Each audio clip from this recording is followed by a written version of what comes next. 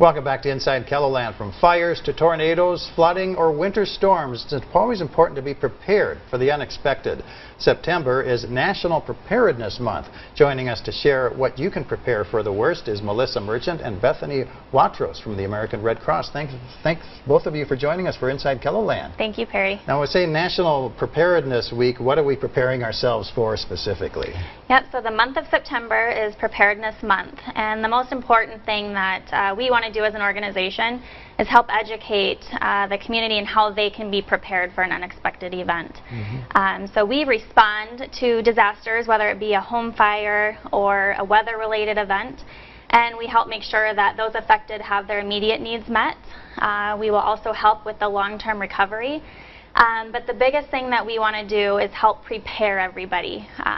So before something happens, what are the steps that they can take to make sure that their family is taken care of the best way possible? What are some of the steps that families can do to be prepared? Well, there are several, and there are actually several small ways that you can be prepared. Just a few to name. We actually have several apps out there. Whether you have a Droid or an iPhone, you can just search Red Cross. Several apps regarding blood donation, weather-related events, CPR and first aid training tips, you name it. So having those ready can definitely alert you and warn you and give you tips on how to handle any situation. Another one that's really big, especially when it comes to home fires or tornadoes, any type of event like that, you want to have an escape plan and a place where your family is going to meet if you all need to leave your home unexpectedly. And when an emergency happens, we think we might have 5 or 6 minutes to get out. But every second counts, and you really have, at the most, 2 minutes typically to get out of your home. So you want to practice that so everybody is comfortable and that they can get out on their own and have a meeting place and be able to make sure you're all together. And another thing that we do for this is we will go door to door. We have a neighborhood canvas coming up. We're going to do Mitchell September 26th, and then we have Aberdeen and Sioux Falls in October. And we will go door to door and practice those escape plans with families, make sure that they have smoke detectors and make sure they're working. And if not, we will install those. And we partner with the local fire departments in all of the towns and lots of other city leaders to make this happen. Well, Bethany, how does the Red Cross get the word out to the public? How do you educate the public about being prepared and that kind of thing? Sure. Well, we have different projects going on. Like this last weekend, we just had a Prepare-a-thon in Brookings. We partnered with Hy-Vee and Brookings Health Systems. And it was an educational fair along with a 5K. The 5K had disaster-themed hurdles, so it kind of got people in the mindset of what will I do if a disaster does happen. And then at the educational fair, people learned about different things that they can do to prepare. So. And you have a backpack along with you. What is this? This is a preparedness kit, right? Yep, this is a preparedness kit. Every family should have one. It should contain enough food and water for 3 days per person. Also, some other things you should have in there, a radio so you can hear about the weather that's happening, have a flashlight handy, batteries, and then just make sure you have enough food and water in there. And then there's a few other things that people don't think about. Have all your emergency paperwork, copies of that, so that if you do lose your home, you'll still have important paperwork with you. And then other things that people don't think about is actually having stuff in there for your pets as well, because those you want to have that comfortable as well. Yeah. You also want to have a supply of medications in case, you know, that kind of thing too. You want to make sure you have medications.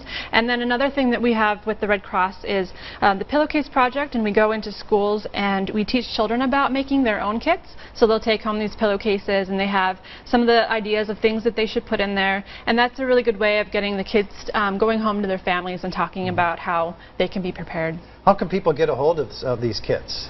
The kits can be purchased on our website, redcross.org, and you can also just find a list on that website and build your own. Melissa, how prepared are people? Are we pretty woefully unprepared for disasters? I definitely think it's something where a lot of us don't want to think about anything happening to us, and we're all very busy. But September, with it being Preparedness Month, we're definitely urging people and their families to slow down, take a couple of minutes, and evaluate. Have you spent any time as a family or with coworkers, whatever your situation may be, to make sure you guys are ready for the unexpected? And I believe it's 30% of Americans roughly have been through some form of exercise when it comes to a disaster. So that, I think, would be step one to ensure that you're ready for something. And then, head to redcross.org and check out all the necessities that you would need to build your kit, and make sure that you guys have all the necessities. How has this been a year? How busy has the Red Cross been this year responding to emergencies? It's been a very, very busy summer, especially with all the weather-related events that happen throughout South Dakota. And we actually have volunteers that are trained and answer to other national disasters. So we've had people out in Washington State. We had people in Arkansas, Wyoming, and of course, right now what's happening with all of the wildfires in California. People are deploying from all over the nation to answer that call. And there are thousands of people displaced from their homes. And here we answer home fires almost every day. And really briefly, what's the biggest tip you can give people to stay safe this fall? Biggest tip, I would say, is to get with your family and create your game plan. Okay. Well, thank you both for joining us for Inside Keloland. Thank you. And we're going to take a quick break. Stay with us. Inside Keloland. We'll be right back.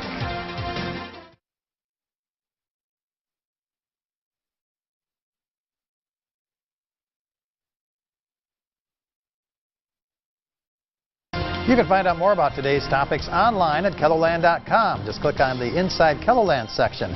Join us every Sunday following the 10 o'clock news right here on Keloland TV. That's all the time we have for today. Be sure to join us again next week for what's going on inside Keloland.